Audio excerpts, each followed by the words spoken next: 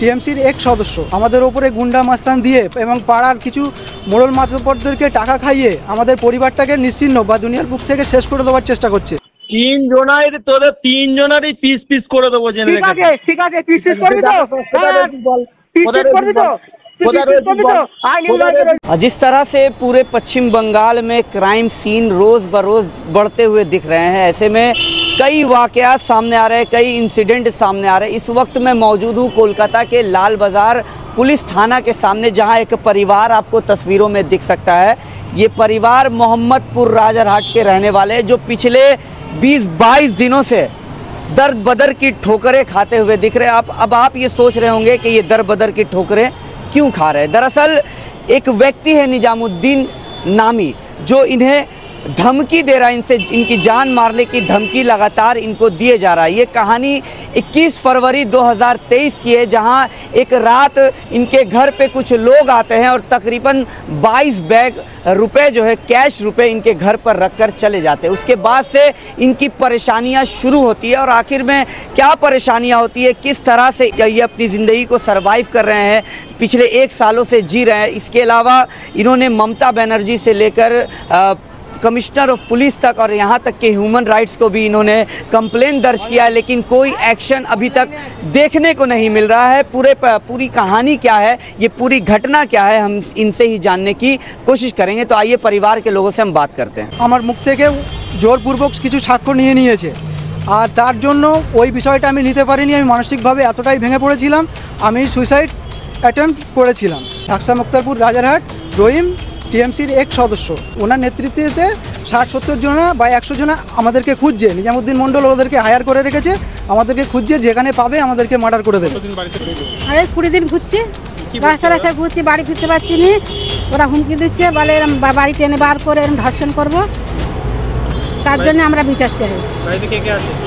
বাড়িতে আমার স্বামী আছে, আমার 2টো ছেলে আছে, আর আমি আছি। আমরা বিচার চাই। আমরা এই মুহূর্তে বাড়ি ছাড়া হয়ে আছি। আমি এমনি নার্ভের পেশেন্ট, আমি দুর্বল হয়ে যাচ্ছি আস্তে আস্তে।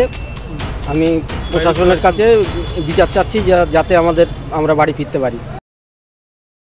কলকাতা লালবাজারে এসেছি, তার কারণ হচ্ছে 21শে ফেব্রুয়ারি 2023 সালে রাত্রের বেলা, ওই দিন রাত্রের বেলা নিজামুদ্দিন মণ্ডল ব্যক্তির বাড়ির লোক আমাদের বাড়িতে আসে। আমাদের বাড়িতে এসে বলে যে নিজামুদ্দিন মণ্ডল অ্যারেস্ট হয়ে গেছে। কি কারণে সেটা বললো না, বলল যে ওনার বাড়ি কিছু ডকুমেন্টস ও ক্যাশ টাকা আছে, সেটা রাখার প্রস্তাব আমাদেরকে দিল। নিজামুদ্দিন মণ্ডলটা আমার পাড়ার একজন ব্যক্তি। আমার বাড়ি হচ্ছে, আমার নাম শেখ সাইফ আলী, আমার বাবার নাম শেখ ওমর আলী, আমার গ্রাম মোহাম্মদপুর মিস্ত্রিপাড়া, আমার পোস্ট অফিস কদমপুকুর, আমার থানা রাজারহাট, কলকাতা 7,135,000। এই সেম অ্যাড্রেস এই নিজামুদ্দিন মণ্ডলের বাড়ি। নিজামুদ্দিন মণ্ডল সম্পর্কে আমার কাকা হয়। ওনার বাড়ির লোক এসে আমার কাছে প্রস্তাব রাখে আমাদের বাড়িতে 21শে ফেব্রুয়ারি 2023 রাত্রেবেলা যে কিছু ক্যাশ টাকা আর ডকুমেন্টস রাখার জন্য। কারণ নিজামুদ্দিন মণ্ডল অ্যারেস্ট হয়ে গেছে। কারণ কি কারণে অ্যারেস্ট হয়েছে সেটা বলেনি। তা আমরা রাখার প্রস্তাবটা প্রত্যাখ্যান করলাম। ওরা রাখতে চাইছিল ক্যাশ টাকা আর জমির দলিল। তা আমরা পরিমাণ 12 বস্তা ক্যাশ টাকা রেখেছিল, আমরা তো রাখতে চাইনি। 12 বস্তা টাকা? হ্যাঁ, 12 বস্তার ক্যাশ টাকা আর 10 বস্তা জমির দলিল রেখেছিল। তারপর 24 ঘন্টা ছিল, ওদের তৎপরতায় ছিল, ওরাই নিয়ে চলে গেল। এটা আমাদের মানে আমরা স্বইচ্ছায়, এটা হয়নি, আমাদের উপরে জোরপূর্বকই করেছে। এটা জোরপূর্বক করেছে। তারপর নিয়ে চলে গেল নিজামুদ্দিন মণ্ডল। 4 দিন পর যখন বারাসাত জেলা আদালত থেকে জামিন পেয়ে যায়, তারপর বাড়ি এসে টাকা নিজের ক্যাশ টাকাগুলো কোথায় রেখেছিল, কিভাবে নিয়ে গেছিলো আমরা তো জানি না। সেখানে এসে কাউন্টিং করে বলছে যে 3 থেকে 4 কোটি টাকা তার শর্টেজ হচ্ছে। তারপর মোটামুটি বিভিন্নভাবে আমাদেরকে ডাকা শুরু করলো, বিভিন্নভাবে অত্যাচার শুরু করলো। কেন কম হচ্ছে, পারিবারিকভাবে আমাদের কোনো অভিযোগ করেনি সেই মুহূর্তে দাঁড়িয়ে। এখন 1.5 বছর পরে এসে অনেক অভিযোগ করবে তাদের বাড়ির লোক, কিন্তু ও তার অভিযোগ করছে, এই মুহূর্তে অভিযোগ করছে আমাদের উপরে অভিযোগ করছে, মানে ওদের টাকা আমরা নিয়েছি, ওদের কাছে একাধিক নাকি ডকুমেন্টস আছে, একাধিক মানে এভিডেন্স আছে, সেই এভিডেন্সগুলো নিয়ে ও থানায় দ্বারস্থ হচ্ছে না। প্রথম কথা, আমাদের ওপরে গুন্ডা মাস্তান দিয়ে এবং পাড়ার কিছু মোড়ল মাতব্বরদেরকে টাকা খাইয়ে আমাদের পরিবারটাকে নিশ্চিহ্ন বা দুনিয়ার বুক থেকে শেষ করে দেওয়ার চেষ্টা করছে।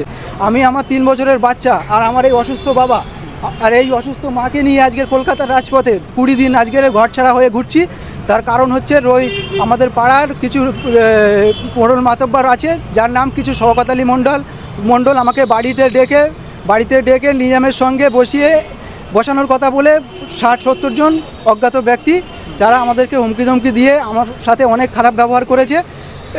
আমার মুখ থেকে জোরপূর্বক কিছু সাক্ষ্য নিয়েছে, আর তার জন্য ওই বিষয়টা আমি নিতে পারিনি। আমি মানসিকভাবে এতটাই ভেঙে পড়েছিলাম, আমি সুইসাইড অ্যাটেম্প্ট করেছিলাম। যে আমাকে পরে আমার বাড়ির লোক, আমার ভাই আমার মানে মাসির ছেলে আমাদেরকে তদন্ত করে নিউ টাউন হজ হাউসের সামনে বাস স্ট্যান্ডের ওখান থেকে উদ্ধার করে নিউ লাইফ নার্সিং হোম জ্যাংড়া, ওখানে আমাকে অ্যাডমিট করে। আমি 2 দিন আইসিইউতে ছিলাম, 2 দিন জেনারেলে ছিলাম। 4 দিন পরে ওখান থেকে আমার ডিসচার্জ হয়। আমার সুইসাইড অ্যাটেম্পটের খবরটা নিশ্চয়ই বাগুইআটি থানায় আপনারা পাবেন, পেপার আছে, বাগুইআটি থানায় পাবেন। এই মুহূর্তে দাঁড়িয়ে ওরা আমাদেরকে বাড়ি থেকে বার করে, প্রশাসনের দ্বারস্থ না হয়ে বাড়ি থেকে বার করে চৌমাথার মোড়ে বাঁধবে, আমাদেরকে ওখানেই মার্ডার করবে। আমার স্ত্রী এবং আমাদের বাড়ির যতগুলো ফিমেল মেম্বার আছে তাদেরকে টেনে এনে ধর্ষণ বা রেপ করার মতো হুমকি আমাদেরকে দিচ্ছে। তার এভিডেন্স আমার কাছে আছে। এমনকি আমাদের 3 বাব্বাটাকে মেরে কুচিয়ে দেবে ফোন করে হুমকি দিচ্ছে। রহিম নামে ঢাকসা মুক্তারপুর গ্রামের রাজারহাট রহিম টিএমসির এক সদস্য। ওনার নেতৃত্বে 60-70 জনা বা 100 জনা আমাদেরকে খুঁজছে। নিজামুদ্দিন মণ্ডল ওদেরকে হায়ার করে রেখেছে, আমাদেরকে খুঁজছে, যেখানে পাবে আমাদেরকে মার্ডার করে দেবে। আমরা 20 দিন যাবত আমরা বাড়িতে ঢুকতে পারছি না, 20 দিন যাবত বাড়িতে ঢুকতে পারছি না। সেখানে আমরা বেড়াচ্ছি। আমাদের প্রশাসনের কাছে একমাত্র আবেদন, আমি লেটার করেছি the honourable chief justice of Calcutta high court, the honourable chief minister West Bengal, the DG West Bengal, the Commissioner of Police Bidhannagar Commissioner, the IC Rajarhat, the Chairperson Human Rights Commission। আমি এতগুলো দপ্তরের লেটার করেছি। আমি আমাদের গ্রাম সদস্য নূর ইসলাম মোল্লাকে, আমাদের পাশের গ্রাম সদস্য সিরাজুল ইসলামকে, আমাদের জেলা সমিতি থেকে যে জিতে আছে শাবনাম নাজ, তাকে লেটার করেছি। আমাদের জেলা পরিষদ মেম্বার আফতাবউদ্দিন মণ্ডলকে লেটার করেছি। আমি আমাদের ব্লক সভাপতি প্রবীর কর মহাশয়কেও লেটার করে জানিয়েছি। আমাদের বিধায়ক তাপস চট্টোপাধ্যায়কেও জানিয়েছি। আমাদের বিষয়টা থানায় আছে। থানা আমাদেরকে গতকাল কি তারিখ ছিল, গতকাল তারিখটা থানা আমাকে নোটিশ করেছে। এই যে দেখুন নোটিশ, থানা আমাকে যেতে বলছে যে এই ইনকোয়ারি পারপাস, আমার বাবাকে যেতে বলছে যে বাবা গিয়ে দেখা করবে। বাবা প্রথমত অসুস্থ, আমরা থানাকে জানিয়েছি। বাবা চিকিৎসার মধ্যে আছে। মোটামুটি আমরা যোগাযোগ করব। আমরা তো বিচার চেয়েছি থানার কাছে, আমরা যোগাযোগ করব। চিকিৎসা থানায় আমরা যেতে পারবো, কিন্তু থানাতে যেতে পারবো, কিন্তু আমাদের প্রশাসনিক সেফটি দরকার। আমরা থানায় না হলে থানায় ঢোকার আগেই আমাদেরকে নিখোঁজ করে দেওয়ার হুমকি আছে। এমনকি থানায় যদি আমরা পৌঁছেও গেলাম, থানায় থেকে বার হলেই আমাদেরকে মার্ডার করে দেবে। এতদিন 1.5 বছর এত জায়গায় জানিয়েছি, এখনও পর্যন্ত আমাদের কাছে সব জায়গায় রিসিভ হয়ে গেছে। আমি ইন্ডিয়া পোস্টে যেটা পাঠিয়েছিলাম, সব পোস্টগুলো ইন্ডিয়া পোস্ট মাধ্যম দ্বারা যেগুলো আমরা পাঠিয়েছি, এইগুলো বিভিন্ন দপ্তরে, the chief minister of West Bengal, এরকম করে যেগুলো পাঠিয়েছি, ট্র্যাক আইডি চেক করেছি, সবগুলোই রিসিভ হয়ে গেছে। আর গতকাল আমি আবার কমিশনার অফ পুলিশ দপ্তর, রাজারহাট দপ্তর, ডিজি, সমস্ত দপ্তরেই আমাদেরকে প্রশাসনিক সেফটির জন্য আবেদন করেছি। আমরা যাতে ভালোভাবে বাড়ি ফিরতে পারি বা নিরপেক্ষ তদন্তের আবেদন করেছি। আর আমার এখনই চাওয়া রাজারহাট থানার আইসির কাছে, রাজারহাট থানার আইসি আমাদেরকে যে ডাক করিয়েছে সৈকত ঘোষ নামে যে এসআই আমাদের রাজারহাট থানাতে পৌঁছানোর বা নিয়ে যাওয়ার সিকিউরিটি হিসাবে সিকিউরিটি দিয়ে নিয়ে যাওয়ার ব্যবস্থা করেন। আমরা অবশ্যই রায়হাট থানা না হলে আমরা ঢুকতে পারবো না। আমাদেরকে রাস্তা থেকে আবার অপহরণ করে নিয়ে চলে যাবে, কোথায় নিয়ে চলে যাবে, নিখোঁজ করে দেবে। এখন আমার ভাইকে অপহরণ করেছিল, আমার ভাইকে অপহরণ করে তারা বিচার পারপাস মাঠে রেখেছিল। রাতের অন্ধকারে তাকে তুলে নিয়ে গিয়ে তাকে 20-30 জনা মিলে তাকে ধরে রেখেছিল। লালবাজার থানার সাহায্যে রাজারহাট থানার পুলিশ তাকে রেস্কিউ করে দিলেও ভাইয়ের মোবাইলটা যার নাম্বার আমি মেনশন করে দিয়েছি সমস্ত দপ্তরে, মোবাইলটা এখনও রাজারহাট থানা মানে রেস্কিউ করে দিতে পারেনি, নাম বলা সত্ত্বেও। আর ভাইকে মারধর করেছে যেমন রহিম গাজী, নিজামুদ্দিন মণ্ডলের অনুমতিতে রহিম গাজী মারধর করেছে, শওকত আলী মণ্ডল মারধর করেছে, রহিম গাজীর দাদা সাহেব গাজী এবং রহিম গাজীর ভাইপো মারধর করেছে। এমনকি আরও অনেক নাম আছে। প্রশাসন ইনভেস্টিগেশন করুক ব্যাপারটায়। আমি সকলের এগেনস্টে আমি বিচার চাইছি যে আমাদের সাথে এইভাবে কেন অত্যাচার করা হচ্ছে। আমরা যদি সত্যি অপরাধী হয়ে থাকবো তাহলে 1.5 বছর ধরে নিজামুদ্দিন মণ্ডল কেন আমাদের এগেনস্টে প্রশাসনিক ব্যবস্থা নিল না? ওই গুন্ডা মোস্তান দিয়ে আমাদের পরিবারটাকে তছনছ করে রেখে দিয়েছে। ওরা পুলিশকে জানায়নি।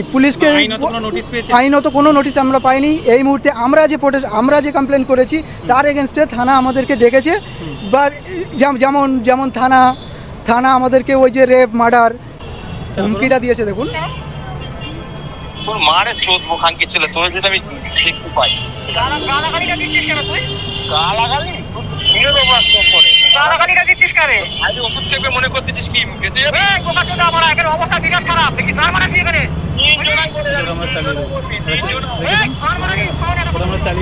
বর্তমানে আমরা এত জায়গায় জানানোর পরেও সুবিচার এখনও পর্যন্ত পাইনি, যার জন্য কলকাতার বিভিন্ন দপ্তরে ঘুরছি।